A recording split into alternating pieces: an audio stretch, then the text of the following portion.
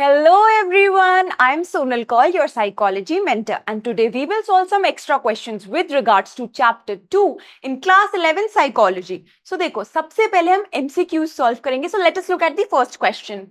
Which of the following is not a goal of psychological inquiry? ठीक है, goal नहीं बताना, what is not the goal? So you don't have to get confused.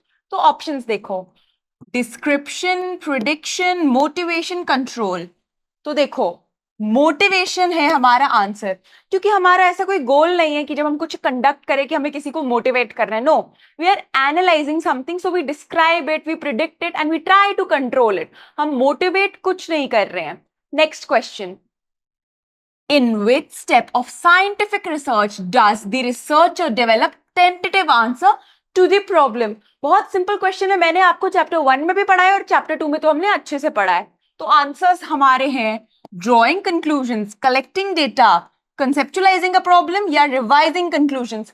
किस step में hypothesis हम देते हैं या टेंटेटिव आंसर देते हैं? तो देखो, सही ऑप्शन है हमारा सी. अब आप सोच रहे हो कि सी क्यों? देखो, जब हम अपना प्रॉब्लम सिलेक्ट करते हैं यानी उसको कंसेप्चुलाइज करते हैं, तब हम क्या बोलते हैं कि देखो, अगर मैं कह रहा हूं या कह रही हूं big bang theory is real, तो मैं ऑलरेडी उसके लिए एक हाइपोथेसिस दूंगी कि see this is how big bang theory happened. ठीक है. Next question. Which of the following is a type of psychological data? And there are options: algebraic, political, physiological और economic. तो देखो, हमने साइकोलॉजी में बहुत टाइप के डेटास मैंने आपको पढ़ाए थे. हमारा सही ऑप्शन है सी, फिजियोलॉजिकल डेटा. बाकी सब गलत है, उनको एकदम क्रॉस करो, कंफ्यूज होने की जरूरत नहीं है. Next question. The variable which is manipulated in the experiment is called. हमने दो टाइप के वेरिएबल्स पढ़े, इंडिपेंडेंट और डिपेंडेंट. तो जिसे हम मैनिपुलेट करते हैं यानी जो कॉज होता है हमारे बिहेवियर का, उसे हम कहते हैं डी, इंडिपेंडेंट वेरिएबल. बिना ऑप्शंस के भी आपको क्वेश्चन पढ़ते ही पता होना चाहिए कि इंडिपेंडेंट वेरिएबल की बात हो रही है. Next question. Latane and Darley's experiment, what was the dependent variable?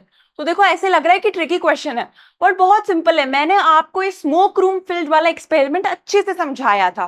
तो देखो, क्या प्रेजेंस ऑफ कॉन्फेडरेट्स है, स्मोक इन द रूम है, रिपोर्टिंग ऑफ स्मोक है या नंबर ऑफ क्वेश्चनेयर्स फिल्ड?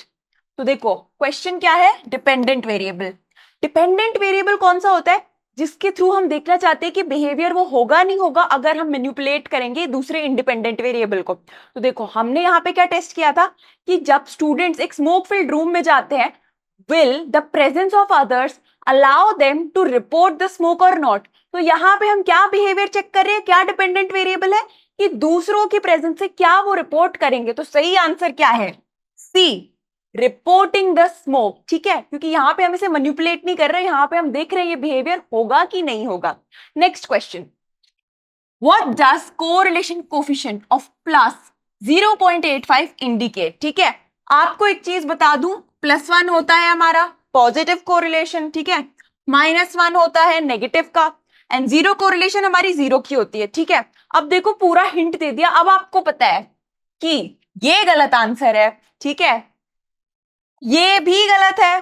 देखो, नो रिलेशनशिप नहीं बोल सकते, रिलेशनशिप है, एंड वो है अ स्ट्रॉन्ग पॉजिटिव रिलेशनशिप, यानी B is the correct answer. क्योंकि देखो, 0.85 पॉजिटिव है तो वो +1 के बहुत क्लोज है. ठीक है, ये बेसिक स्किल कॉमन सेंस वाला था, कोई ऐसा टफ क्वेश्चन नहीं था अगर हमें कॉन्सेप्ट्स पता है.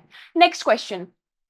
विच of the following is limitation of psychological inquiry? ठीक है, तो लिमिटेशन क्या है? हमने ना लिमिटेशंस 3 पढ़ी थी. तो देखो, high cost, relative nature of tools, time bound results, fixed 0 points. सारे आंसर सही लग रहे होंगे, बट देखो, most apt answer is B, relative nature of psychological tools. ये सारी चीजें ना टिपिकल मेथड्स में आती है, बट ओवरऑल इंक्वायरी में रिलेटिव नेचर आता है जिसमें सब कवर हो जाता है. Next question. What does the technique of counterbalancing control in experiments? I taught you this. तो देखो ऑप्शंस, क्या ये एनवायरमेंट वेरिएबल्स के लिए है, सीक्वेंस इफेक्ट्स के लिए है, पर्सनालिटी ट्रेट्स के लिए है या रैंडम असाइनमेंट के लिए है? 1 मिनट में जिसने सोच लिया उसने अच्छे से ये चैप्टर समझा था मेरे साथ और खुद से भी घर पे रीड किया है. बहुत simple answer B, sequence effects, ठीक है। Next question, which research method uses techniques like personal interviews and questionnaires? And we have 4 options as usual. क्या केस स्टडी है, सर्वे है, एक्सपेरिमेंटल है या ऑब्जर्वेशन है? तो देखो बहुत सिंपल है, सर्वे मेथड ये दोनों चीजें यूज करता है टू गैदर लार्ज पॉपुलेशन का data. Next, which of the following best defines standardized psychological test? तो देखो मैंने आपको साइकोलॉजिकल टेस्ट की एक बेसिक डेफिनेशन बताई थी, तो जिसे भी वो याद है उसे पता है कि सही आंसर क्या है। A test design by any teacher is not the right answer, ठीक है। A test conducted without instructions is also the wrong answer. A test with objective scoring and norms, this is the correct answer. तो C हमारा सही है। D देख लो, a test that include subjective, subjectivity तो बिल्कुल नहीं है, तो इसे तो देखना ही नहीं है। Next question, what is the method of analyzing verbal descriptive data in qualitative research called? बहुत सिंपल क्वेश्चन है, इसे हम कंटेंट एनालिसिस कहते हैं, ठीक है, क्योंकि ये सब क्या है, एक तरीके का कंटेंट है, डेटा है हमारे पास जिसे हम एनालाइज करते हैं। Next question, which type of interview allows the interviewer flexibility in wording and sequence of questions? हमने structured, unstructured, standardised, non standardised test को पढ़ा है, तो जिसे सही आंसर पता है इस हिंट के बाद वो अनस्ट्रक्चर्ड ही लिखेगा अपने कॉपी में। Next, what is the term for average performance used for comparing individual test scores? ठीक है, ग्रुप की एवरेज परफॉर्मेंस, अगर मैंने एक टेस्ट एडमिनिस्टर किया उस एवरेज परफॉर्मेंस को मैं नॉर्म्स बोलूंगी। बहुत सिंपल क्वेश्चन है, डायरेक्ट डेफिनेशन पूछी आपसे।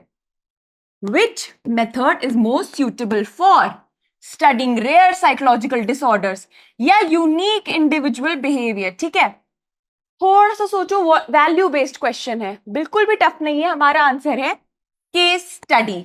अब आप सोच रहे हो केस स्टडी क्यों, तो याद करो मैंने आपको एग्जाम्पल दिया था केस स्टडी में कि हम एपीजे अब्दुल कलाम की डॉक्यूमेंट्री देखते हैं या टेड बंडी जो कि सीरियल किलर था, तो इसको एक साइकोलॉजिकल डिसऑर्डर था, तो यहाँ पे हम उसकी इन डेप्थ इंफॉर्मेशन जब देख रहे हैं तो यहाँ पे केस स्टडी तो मोस्ट एप्ट है, तो बहुत ही वैल्यू बेस्ड क्वेश्चन था, कुछ भी टफ नहीं था। Next question, which ethical principle ensures that participants are informed about the nature of study before participation? ठीक है, यहाँ पे हमने बहुत सारे एथिक्स पढ़े थे, उसमें से कौन सा एथिक है जो मैच करता है? तो देखो वो एथिक है हमारा इन्फॉर्म्ड कंसेंट, कि उनकी विल है, वो अपनी डिजायर से विलफुली आए, उन्हें किसी ने फोर्स नहीं किया। Next, what is the difference between naturalistic and controlled observation? तो हमने पढ़ी थी ऑब्जर्वेशन, पार्टिसिपेंट, नॉन पार्टिसिपेंट, और ये वाली भी पढ़ी थी। तो देखो इसमें हम बताएंगे सबसे पहले नेचुरलिस्टिक ऑब्जर्वेशन। अपने आंसर को हाईलाइट करो मेन पॉइंट्स को, तो बहुत अच्छे से पता चलता है कहाँ पे मेन पॉइंट है। फिर हम बताएंगे कंडक्ट होती है रियल लाइफ सेटिंग्स में, ठीक है, और हम एग्जाम्पल भी दे देंगे। उसके बाद आ जाती है कंट्रोल्ड। तो कंट्रोल्ड में आप बताओगे एक लेबोरेटरी में होती है जहां पे सारी सेटिंग को हम कंट्रोल करते हैं, ठीक है, नेचुरल एनवायरनमेंट पे नहीं हो रहा। तो और देखो, what are speed tests and power tests? तो ये भी मैंने आपको बताया है, तो देखो इसे हम अच्छे से एक्सप्लेन करेंगे। तो सबसे पहले हम बोलेंगे स्पीड टेस्ट क्या होता है। तो देखो स्पीड टेस्ट में आइटम्स यानी जो क्वेश्चंस है उनका डिफिकल्टी लेवल हमेशा सेम रहता है, बट देखा जाता है कि आप कितने टाइम में कितने अच्छे से सॉल्व कर सकते हो। उसके बाद है पावर टेस्ट, जिसमें अरेंज होता है increasing order of difficulty and देखता है कि टाइम लिमिट नहीं है, बट आप कैसे सॉल्व कर पाओगे या नहीं कर पाओगे, ठीक है। और देखो What are the main sources of psychological data in qualitative methods? ठीक है, तो सोर्सेस बताने हैं। तो देखो जब हम डेटा कलेक्ट करते हैं ना, तो हम उसे या तो रिकॉर्ड करते हैं वीडियो ऑडियो के फॉर्म में, तो ऑडियो विजुअल कह सकते हैं, ठीक है, पिक्चर्स भी ले लेते हैं, वर्बली भी करते हैं। तो देखो हम ऐसे बोलेंगे, sources include verbal responses, field notes, interview transcripts, diaries, photographs, video recordings, ठीक है, एंड ये हम अच्छे से बताएंगे, ठीक है। Next question, What is the role of content analysis in qualitative research? ठीक है, तो अब हमें यहाँ पे अच्छे से रोल एक्सप्लेन करना है। तो हम बोलेंगे इससे हम आइडेंटिफाई करते हैं, ठीक है, और हम बताएंगे thematic categories, now what do you mean by thematic categories, यानी आपका मेन टॉपिक क्या है और उस टॉपिक के अंदर क्या क्या मेन थीम्स है। फिर हम बताएंगे डिस्क्रिप्टिव डेटा होता है, बिल्ड करते हैं इंटरप्रिटेशंस, ठीक है, और यहाँ पे हम बताते हैं कि वो क्या एक्चुअल एग्जांपल्स थे जिसके बेसिस पे हमने ये इंटरप्रिटेशन निकाला है। Next question, how does the case study method contribute to psychological understanding. तो यहाँ पे केस स्टडी को अच्छे से डिस्क्राइब करना है। तो केस स्टडी मेथड क्या होता है, एक इन डेप्थ स्टडी जहां पे हम एक इंडिविजुअल या ग्रुप को उसके एनवायरमेंट या साइको सोशल कॉन्टेक्स्ट में स्टडी करते हैं। तो हम बताएंगे केस स्टडी मेथड, उसको हाईलाइट करेंगे, डिफाइन करेंगे इन डेप्थ है, ठीक है। फिर हम बताएंगे यूनिक फिनोमेना को हम यहाँ पे स्टडी करते हैं, ठीक है। और देखो explain the observational method of inquiry in psychology, ठीक है, ये फर्स्ट पार्ट है। दूसरा part describe its types, strengths and limitations. तो देखो एग्जाम में ना ऐसे क्वेश्चंस आते हैं और ये लॉन्ग क्वेश्चंस होते हैं, ये स्कोरिंग है, बहुत सिंपल है अगर आपको पूरा कॉन्सेप्ट क्लियर है। तो सबसे पहले हम ऑब्जर्वेशनल मेथड को डिफाइन करेंगे। तो हम बताएंगे सिस्टमैटिक है, आपको स्किल होना चाहिए, you can not just observe, एक आपकी ट्रेनिंग होती है प्रॉपर साइकोलॉजी में, ठीक है, ये सब बताना है। फिर हम बताएंगे टाइप्स इसके, जिसमें हम नेचुरलिस्टिक बताएंगे, फिर कंट्रोल्ड भी बताएंगे, एंड दूसरी कैटेगरी कौन सी होती है, पार्टिसिपेंट या नॉन पार्टिसिपेंट। तो नॉन पार्टिसिपेंट भी बता दी एंड पार्टिसिपेंट भी बता दी। फिर लिमिटेशंस और स्ट्रेंथ्स पे आएंगे। तो हम स्ट्रेंथ्स बताएंगे कि हमें रियल टाइम में डेटा मिल रहा है, वो भी नेचुरल कॉन्टेक्स्ट में, ठीक है, एंड हम उसको अच्छे से इंटरप्रेट कर सकते हैं, ठीक है। एंड हम बोलेंगे लिमिटेशंस, बहुत टाइम लगता है किसी चीज को ऑब्जर्व करने में, आप एक दिन में एक बिहेवियर को ऑब्जर्व करके नहीं बोल सकते कि okay this is what it means so I will infer this meaning, नहीं, आपको उस चीज को over a period of time consistently record करना होता है। और ऑब्जर्वर बायस होता है, यानी मेरे खुद की जो थिंकिंग है, मेरी जो खुद की अपब्रिंगिंग है, मैं जिस एनवायरमेंट से आ रही हूँ, मैं उसके बेसिस पे दूसरे को एनवायरमेंट को जज भी कर सकती हूँ। एंड जब मुझे पता है कि अगर कोई मुझे ऑब्जर्व कर रहा है, बाहर वाला आया है, so I will behave differently, तो ये भी एक लिमिटेशन है। Next we have describe the various types of psychological tests and how they are classified. तो यहाँ पे लॉन्ग क्वेश्चन है, स्कोरिंग है, अच्छे से डिस्क्राइब करेंगे। Types of test by language, तो उसमें सबसे पहले आएगा वर्बल, नॉन वर्बल और परफॉर्मेंस, ठीक है। वर्बल कौन से होते हैं, जिसमें आपको रिटन या ओरल कॉम्प्रिहेंशन चाहिए, यानी लैंग्वेज बताओगे। दूसरे में आप बताओगे कि सिंबल्स होती है उसकी एबिलिटीज। एंड परफॉर्मेंस में आपको एक मूवमेंट करना है of physical objects. Then mode of administration, जिसमें आएंगे इंडिविजुअल, जो 1-to-1 होता है, ठीक है। फिर ग्रुप भी होता है हमारा, ठीक है, जहां पे एक इंसान बहुत लोगों को एक साथ टेस्ट करता है। एंड टाइम फैक्टर पे है हमारे स्पीड और power test.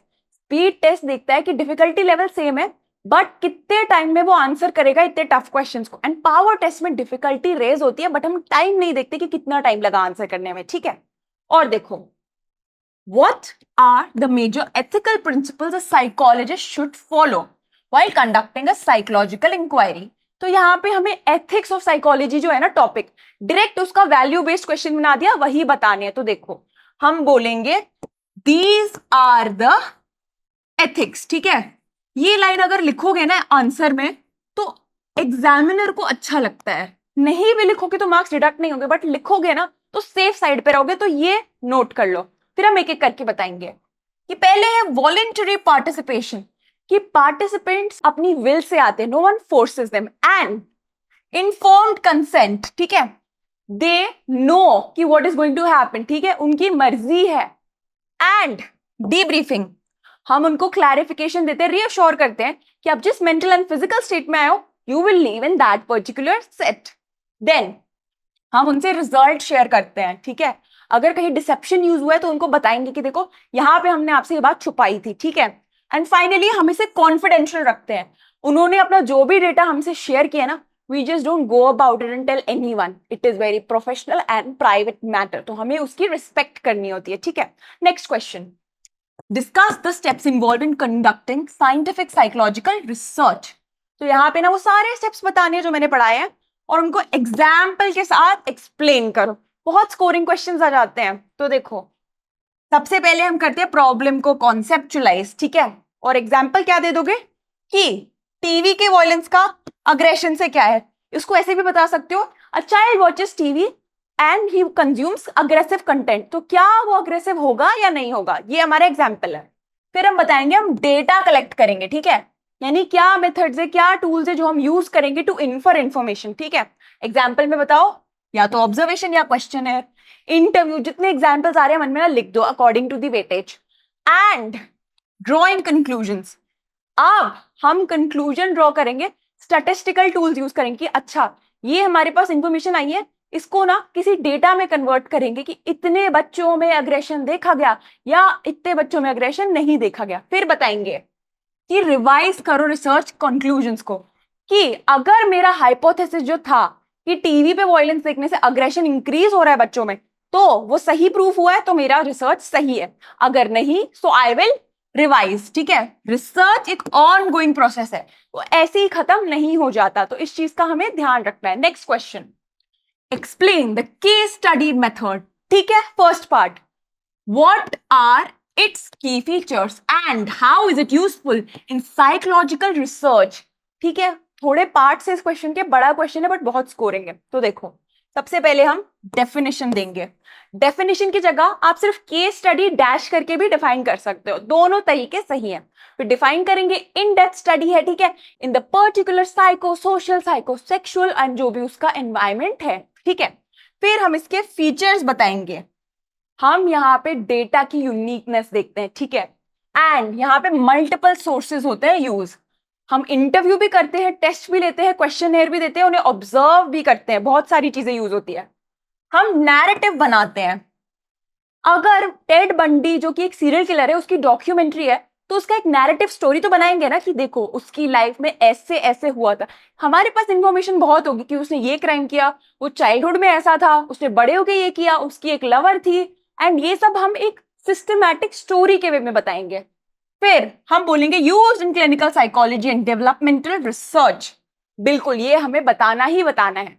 And then examples, तो देखो यहाँ पे आप टेड बंडी लिखना मत, ठीक है, अपने टीचर्स से कंफर्म करना। हम स्टिक करेंगे साइकोलॉजी के एग्जाम्पल्स, हम बताएंगे कि फ्रॉइड ने साइको एनालिसिस किया, हम बोलेंगे कि पियाजे ने ना बच्चों पे स्टडी कंडक्ट की थी जिसमें उसने उनको ऑब्जर्व किया, हिज ओन चिल्ड्रन, ठीक है, अपने ही बच्चों पे, तो ये बता देना।